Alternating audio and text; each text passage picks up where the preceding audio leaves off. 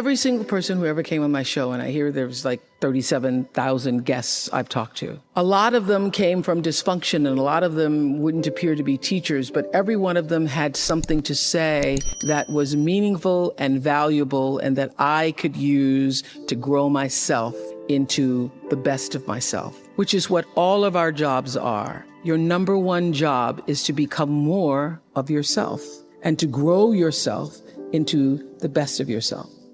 And so I had a lot of great teachers, as we all do. I was doing an Oprah show about a decade ago. One of my greatest teachers was a man named John Diaz. We were doing a show called Would You Survive? And on Tuesday, October 31st in 2000, Singapore Airlines Flight 006, a Boeing 747 from Taipei to Los Angeles, took off with 179 souls aboard. 4 crew and 79 passengers perished in that flight, a total of 83 fatalities. There was a typhoon rolling through at the time, and the plane went down the wrong runway. Now, what's interesting, John Diaz was on that plane, and he had had several indications, whispers, that he shouldn't have gotten on the plane. But he did anyway. He got on the plane and he managed to be one of the survivors. And on the Oprah show, I was asking him, what do you think it was that you were one of the survivors? And I said, do you think it was your position on the plane? Because he was in first class and he was sitting on the right next to an exit door. And he said, yes, I think it might have been the position of the plane. And also my quick thinking, he says, and the fact that I didn't stop moving. So I said, you don't believe, you're not a religious man, you don't believe that there was some kind of divine intervention going on there? He goes, no, I'm not a religious person. I do not believe that it was anything divine. I don't believe that. I did see, he said, as I got knocked back into the plane, that it looked like Dante's Inferno, with people strapped into their seats and just burning.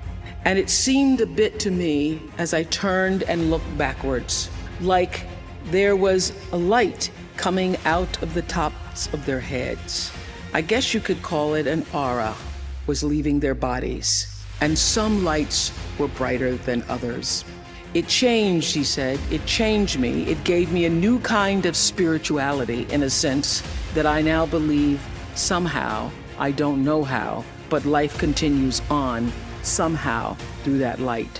And I thought, I'm not a religious man, but I thought the brightness and dimness of the auras were how one lives one's life, so to speak. So that's one of the major things that really has changed with me since then, he says. I want to live my life so my aura, when it leaves, is one of the brightest ones. I got chills when he said that. How does one lead a meaningful life? Because ultimately, isn't that what we all want? We want to lead a life so that however we transition, people can say, wow, that was a bright one. That was a bright light. First of all, I think that it comes from a deep sense of awareness about who you are and why you're here. It comes from being in touch with, on a regular basis, the appreciation and the holy gratitude that should fill each of our hearts on a regular basis, just knowing what a privilege it is to be here and to be human. To me, successful is getting to the point where you are absolutely comfortable with yourself. It does not matter how many things you have acquired. The ability to learn to say no and not to feel guilty about it, to me, is about the greatest success I have achieved. The fact that I have, in the public side, done whatever, it's all a part of a process for growing for me.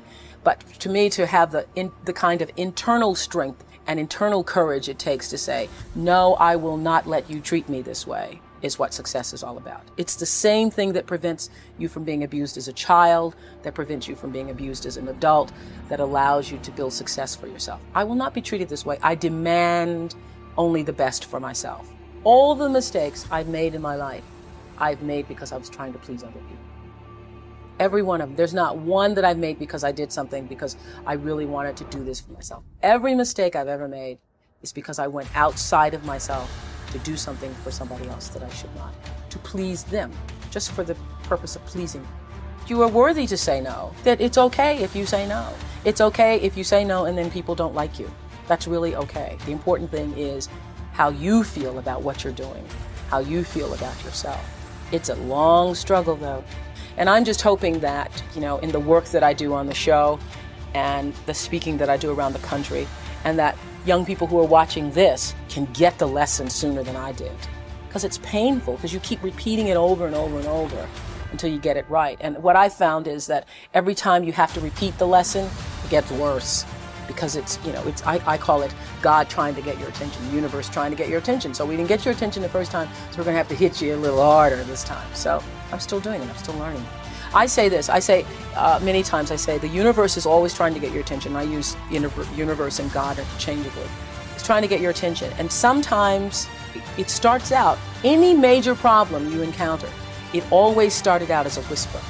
By the time it gets to be a storm, you've had a pebble knock you upside the head, you've had a brick wall, you've had the house to fall down, and before you know it, you're in the eye of the storm. But long before you're in the eye of the storm, you've had many warnings, like little clues. So now my goal in life is to not to have to hit the eye of the storm, is to catch it in a whisper, to get it the first time. And getting it comes from understanding I think the one thing that has allowed me to certainly achieve both material success and spiritual success is the ability to listen to my instinct. I call it my inner voice. It doesn't matter what you call it, nature, instinct, higher power. But the ability to understand the difference between what your heart is saying and what your head is saying. I now always go with the heart. Even when my head is saying, oh, but this is the rational thing. This is really what you should do. I always go with that little feeling, the feeling. I am where I am today because I have allowed myself to listen to my feelings. I feel that luck is preparation meeting opportunity. One of the biggest lessons I've learned recently is that when you don't know what to do, you should do nothing until you figure out what to do. Because a lot of times you feel like you're pressed against the wall and you've got to make a decision. You never have to do anything. No, don't know what to do. Do nothing. I wait. And that has been a big lesson. To be willing to be still with myself and trust myself and my higher power to help me make the right decision and to not feel pressured. See, I think, we create stress for ourselves because you feel like you have to do whatever, you have to do it, you have to. I don't feel that anymore.